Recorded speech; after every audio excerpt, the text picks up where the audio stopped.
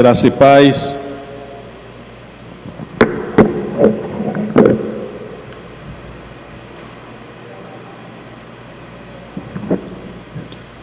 Graça e paz, irmãos.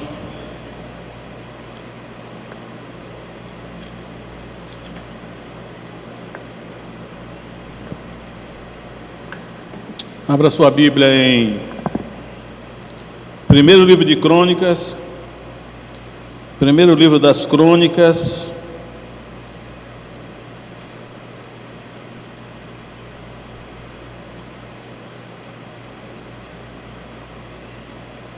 capítulo 21, primeiro livro das Crônicas,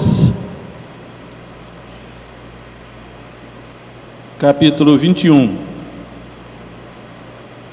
Acho que eu vou...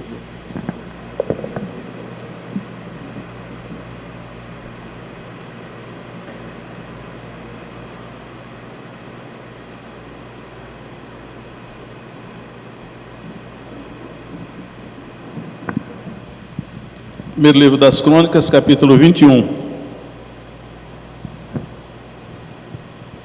E vamos ler, por enquanto, versos 11 e 12.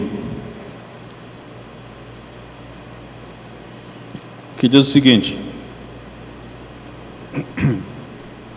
E Gade veio a Davi e lhe disse: Assim diz o Senhor, escolhe para ti, ou 3 anos de fome, ou que 3 meses sejas consumido diante dos teus adversários, e a espada de teus inimigos te alcance, ou que 3 dias a espada do Senhor, isto é, a peste na terra, e o anjo do Senhor destrua todos os termos de Israel. Vê, pois, agora que resposta hei de levar a quem me enviou. Então, o tema que eu dei a essa mensagem foi como vencer a peste. Mas tem outro tema que eu poderia dar, que é assim: uma nação sob a ira de Deus. Porque há alguns anos eu fui a uma livraria, a livraria El Shaddai, e aí eu vi um livro lá do Dr. Lloyd Jones, Uma Nação sob a Ira de Deus. Aí eu digo, vou comprar esse livro, que deve ser os Estados Unidos que estão sob a ira de Deus. Mas ao ler o livro do Dr. Lloyd Jones, eu percebi que a nação que estava sob a ira de Deus era a nação de Judá. E depois disso eu pensei no Brasil, né? Uma nação sob a ira de Deus. Só que como vencer a peste, eu usei esse título, porque nós estamos enfrentando, não é uma nação, né? É o mundo todo. É uma peste. A Bíblia chama de peste ou de praga, né? Uma praga. Hoje é chamado de pandemia. Se fosse localizado, seria uma epidemia. Mas o certo é que é uma peste, né? Ou uma praga, ou doença. E aqui nós vamos encontrar algumas lições que eu acho interessante, que os seres humanos, de maneira geral, não acreditam nas coisas invisíveis, né? Só acreditam no que ele vê, principalmente o mundo moderno, né? Enquanto que a Bíblia, ela mostra coisas que o homem não pode ver. Então, neste caso aqui, o castigo que Deus deu para Israel, para a nação de Israel, a gente vai aprendendo. Eu percebo, à medida que eu estudo a Bíblia, eu percebo que o que Deus quer é que nós conheçamos a Deus, né? Conheçamos e prossigamos em conhecer ao Senhor, né? Então, a nossa vida aqui na terra é para nós conhecermos a Deus. Nós não conhecemos o suficiente de Deus. Alguns conhecem mais a Deus, outros menos, mas uma função nossa é conhecer a Deus. Como é que Deus age, quem Deus é. E aqui, neste caso aqui, nós vamos encontrar aqui uma faceta do caráter de Deus, que Vamos imaginar que nós aqui que temos filhos, né? Principalmente filhos crianças, chegar para ele e dizer assim: olha, você fez alguma coisa errada, você fez um mal, agora eu vou lhe dar 3 opções de castigo que você vai receber, né? Ou você vai ficar uma semana sem assistir televisão, ou sem o smartphone, ou você vai ficar uma semana sem sair de casa, ou você vai uma semana sem comer doce, por aí. Escolhe aí uma dessas 3 aí. Eu não conheço nenhum pai nem mãe que fez isso, mas aqui Deus fez, né? Ele mandou o profeta Gade dizer para Davi: Davi, por esse pecado que você cometeu, você vai ser castigado. Aliás, não era só você, toda a nação, né? Se nós não olharmos bem, a gente não vai entender que quem pecou aqui não foi Davi somente, foi toda a nação pecou. Mas como Davi era o líder, existe uma questão sobre o líder, é o representante da nação. Então, a coisa veio mais sobre o líder, mas quem estava debaixo de culpa por ter pecado contra Deus foi toda a nação de Israel. Por isso que o castigo veio sobre toda a nação por meio do líder. Então, Deus mandou dizer para Davi: escolha uma dessas 3 coisas, ou 3 anos de fome. Então, a fome é um castigo, então, né? A fome é um castigo, acredite quem quiser.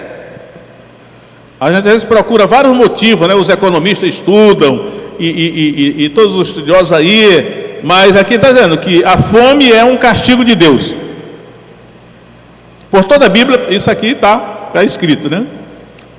A segunda coisa, 3 anos de fome, ou então que durante 3 meses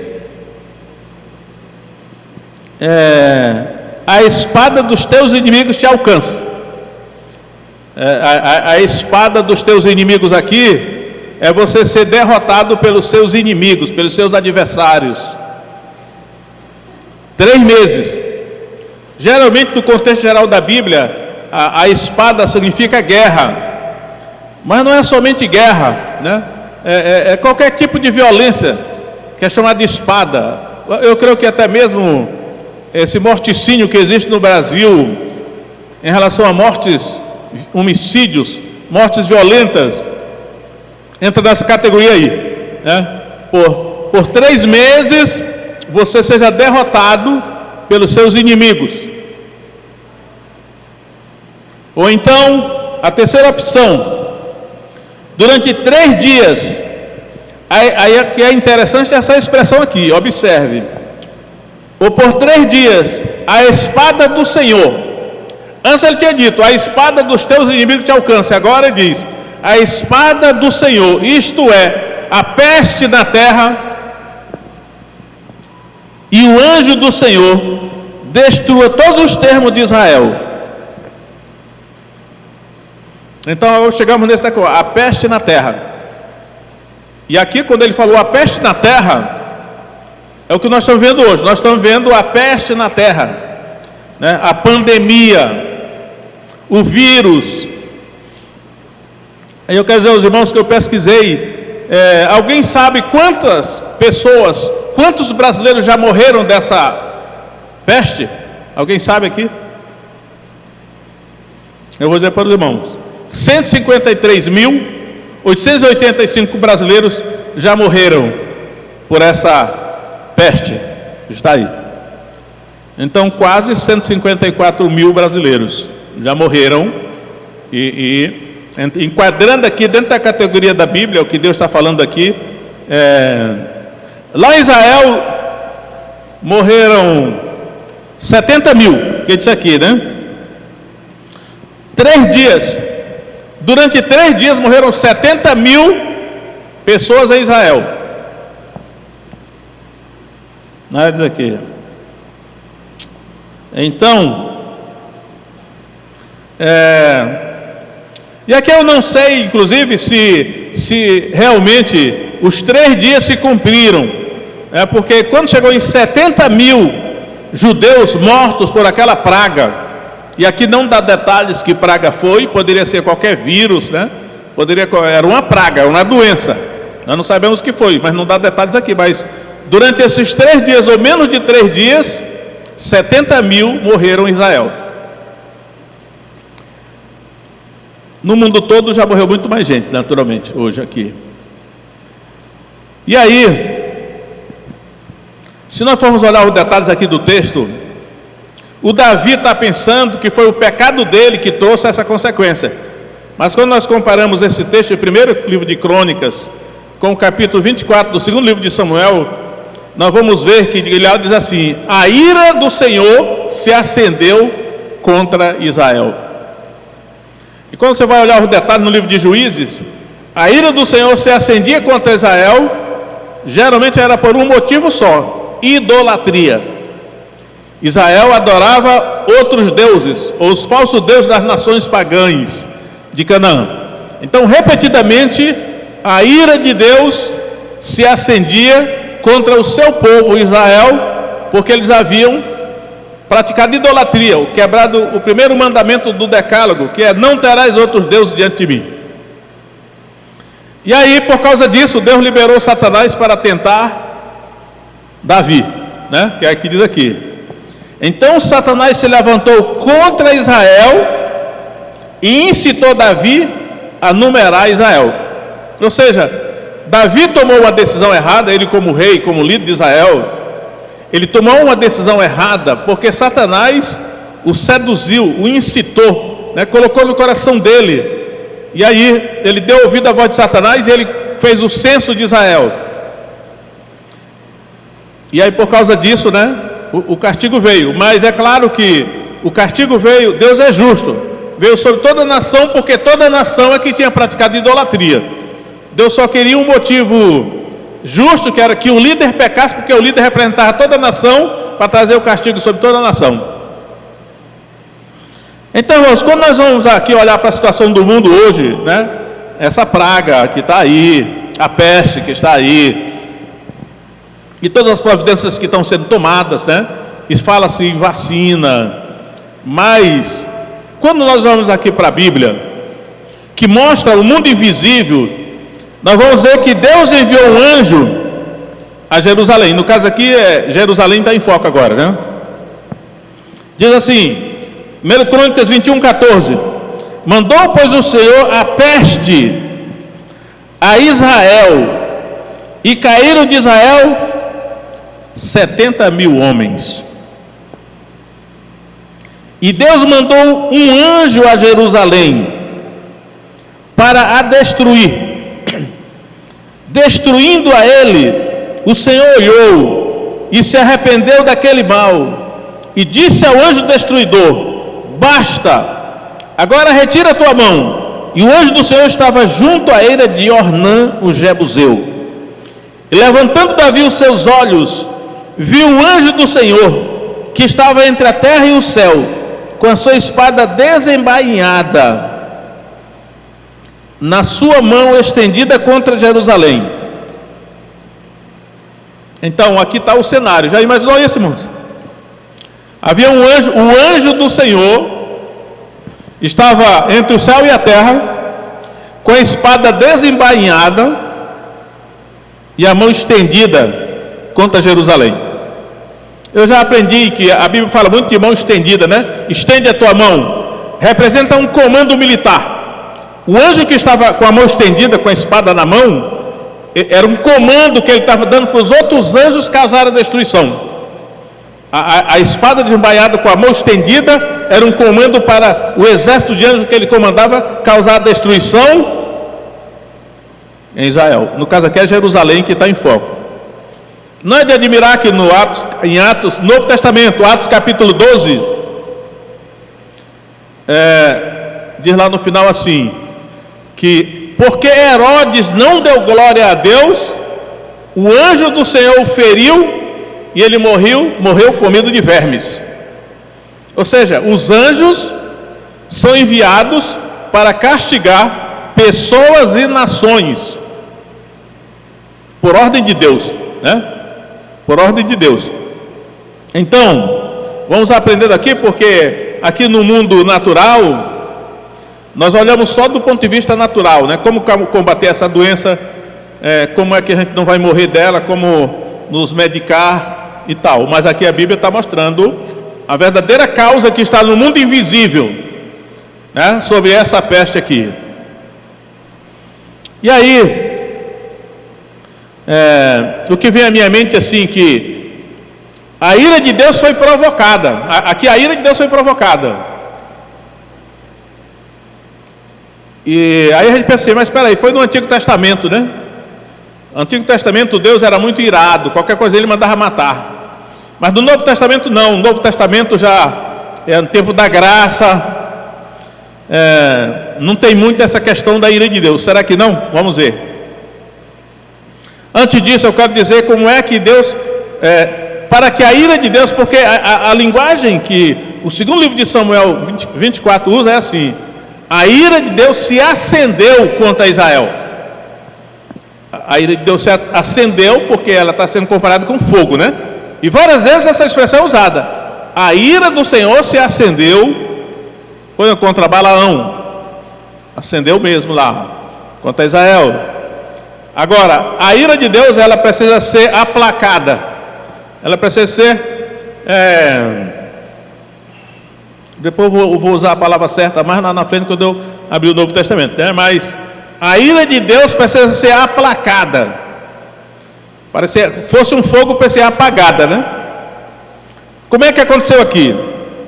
Deus orientou, e aí Davi, ele foi fazer um altar na eira de Ornã o Jebuseu, ou de Araúna o Jebuseu, que são os dois nomes que são usados, né? Vamos ver como é que está aqui.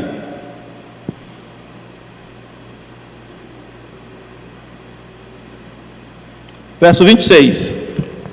Então Davi edificou ali um altar ao Senhor, ofereceu nele holocaustos e sacrifícios pacíficos, e invocou o Senhor, o qual lhe respondeu com fogo do céu sobre o altar do holocausto. Então, ali no caso, a ira de Deus foi aplacada quando Davi, sob a orientação do anjo, o anjo do Senhor, falou para o profeta Gade, e o profeta Gade falou para Davi. Então veja que Deus não fala assim de qualquer maneira, né?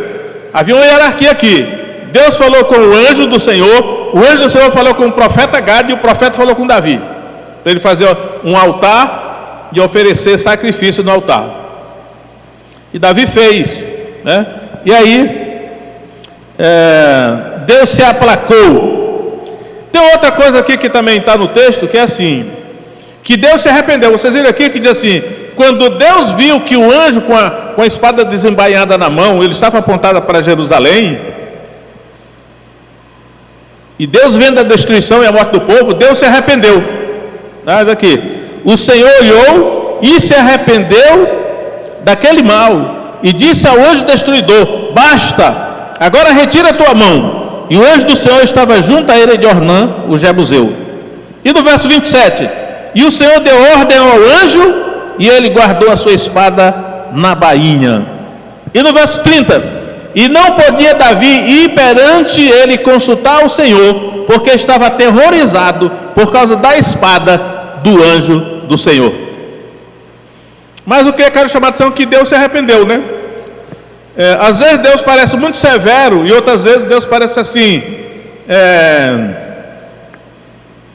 eu não queria dizer assim com um coração mole, mas assim muito benigno, né? Muito misericordioso, muito compassivo, né? Deus se arrependeu aqui, e Deus mesmo mandou o anjo guardar a espada na bainha, e parou a peste. Mas aí ele mandou, né, para aplacar a ira de Deus, o Davi fazer esse altar na eira de Araúna o Jebuseu. Agora, irmãos, vamos lá. Vamos ver aqui, será que o Novo Testamento fala da ira de Deus? Nós que somos crentes em Jesus, nós estamos livres da ira de Deus? Vamos ver aqui em João, Novo Testamento já, né? João 3:36. João 3:36. Aquele que crê no Filho tem a vida. O Filho aqui é Jesus, né? a vida eterna. Mas aquele que não crê no Filho não verá a vida, mas a ira de Deus sobre ele permanece. Ou seja, irmão, tecnicamente a ira de Deus está sobre todos os seres humanos. Todos os seres humanos, a ira de Deus está sobre eles. Só está aguardando o tempo de ser descarregada. Esse que é o ensinamento aqui. Mas aquele que crê em Jesus, a ira é tirada. Que na verdade o que provoca a ira de Deus é pecado, né? Agora, vamos ver um pouco mais lá na frente. Em Romanos, capítulo 1,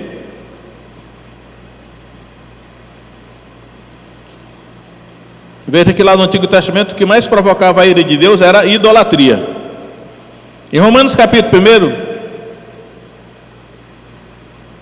verso 18, Paulo diz assim: porque do céu se manifesta a ira de Deus sobre toda a impiedade e injustiça dos homens que detêm a verdade em injustiça. Agora verso 23: e mudaram a glória do Deus incorruptível em semelhança da imagem de homem corruptível e de aves, de quadrúpedes e de répteis. Ou seja, idolatria. Então, no contexto aqui de Romanos capítulo 1, Novo Testamento, carta à igreja, está dizendo que a ira de Deus é provocada pela idolatria. Os homens fazem imagens, não só de homens, mas de animais também, para adorar essas imagens, né? Idolatria, adorar ídolos, representação fica, ou os deuses, né? Os deuses são reais. Os deuses são demônios, anjos caídos, espíritos maus. Então, a mensagem é a mesma do Velho Testamento. O que provoca a ira de Deus é a idolatria. Mas quando a pessoa crê em Jesus, ela para de ser idólatra. Então, ela não é mais idólatra, por isso que a ira sai de sobre ela. Vamos mais agora para Efésios, que Efésios capítulo 2, tem duas expressões aqui que eu quero enfatizar. Diz assim, Efésios 2, 1: e vos vivificou, estando vós mortos em ofensas e pecados, em que noutro tempo, quando vocês não eram crentes, andastes segundo o curso deste mundo, segundo o príncipe das potestades do ar, do espírito que agora opera nos filhos da desobediência. Satanás, esse espírito, ele na verdade ele manipula, ele rege, ele controla os filhos da desobediência, todos que estão no mundo sob essa influência espiritual desse príncipe aí, entre os quais todos nós também antes andávamos, naquele tempo que nós não éramos crentes, né? Nos desejos da nossa carne, fazendo a vontade da carne e dos pensamentos, e éramos por natureza filhos da ira. Agora observe, filhos da desobediência no verso 2, e no verso 3, filhos da ira, porque o que traz a ira de Deus é a desobediência, como os outros também.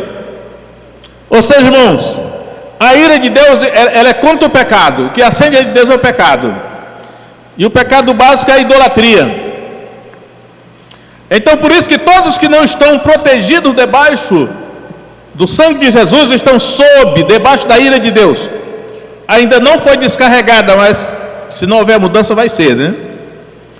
E aqueles que já creem em Jesus, que já saíram da ira, ainda poderão sofrer a ira de Deus, poderão se praticar os mesmos pecados. É o que eu vou mostrar agora em Efésios capítulo 5, onde Paulo diz o seguinte, Efésios capítulo 5, verso 5: porque bem sabeis isto, que nenhum devasso, ou imundo, ou avarento, o qual é idólatra, tem herança no reino de Cristo e de Deus. Ninguém vos engane com palavras vãs, porque por estas coisas vem a ira de Deus sobre os filhos da desobediência.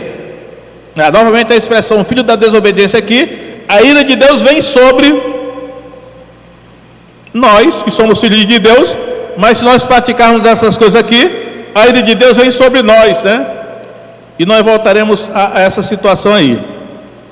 E aqui eu acho interessante que Paulo diz assim: o avarento, o qual é idólatra, né? Porque o pecado mor do Antigo Testamento era idolatria, e aqui ele está dizendo que a idolatria não é só se prostrar diante de um ídolo, mas replicando o ensino de Jesus em Mateus capítulo 6,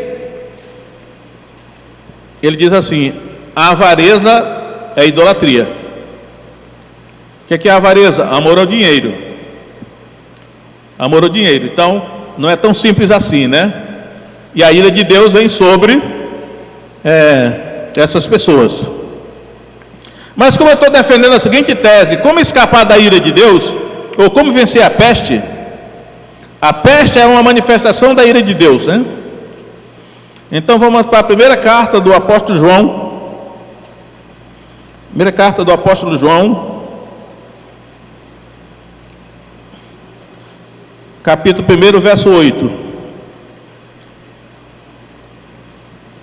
1 João 1,8 diz assim: se dissermos que não temos pecado, enganamo-nos a nós mesmos, e não há verdade em nós. Ele está falando para crente, né? Então, ele está mostrando aqui que nós temos pecado. Aí ele diz: se confessarmos os nossos pecados, Ele é fiel e justo para nos perdoar os pecados e nos purificar de toda injustiça. Se dissermos que não pecamos, fazemo-lo mentiroso e a sua palavra não está em nós. Então, nós os crentes, nós temos que constantemente examinar a nossa vida, né? E perguntar: será que tem algum pecado que eu preciso confessar? Nós temos que ser muito sinceros e honestos, né? Porque ele diz: Ele é fiel e justo para nos perdoar e purificar. São duas coisas. Continuando: meus filhinhos são crentes. Estas coisas vos escrevo para que não pequeis. Mas se alguém pecar, temos um advogado para com o Pai, Jesus Cristo, o justo. E aí vem aqui o verso 2, olha. Ele é a propiciação pelos nossos pecados, e não somente pelos nossos, mas também pelos de todo mundo. Então lembra que lá no Antigo Testamento, Davi, para propiciar a Deus, para aplacar a ira de Deus, ele fez um altar na eira de Araúna, o Jebuseu, e ele ofereceu sacrifícios, holocaustos, ofereceu animais ali, né? E aqui João está dizendo que no nosso caso aqui do Novo Testamento, que somos crentes em Jesus, Jesus é a nossa propiciação, né? Ele é a propiciação pelos nossos pecados. O que significa propiciação? Ele é a oferta pacificadora, propiciatória.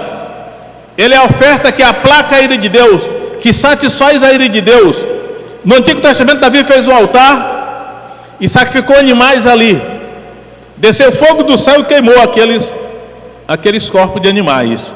Agora, nós não precisamos sacrificar animais. Por quê? Porque a nossa oferta propiciatória para aplacar a ira de Deus agora já foi feita. É Jesus, ele é a propiciação. Essa palavrinha, eu gosto muito dessa palavrinha, hilasmos.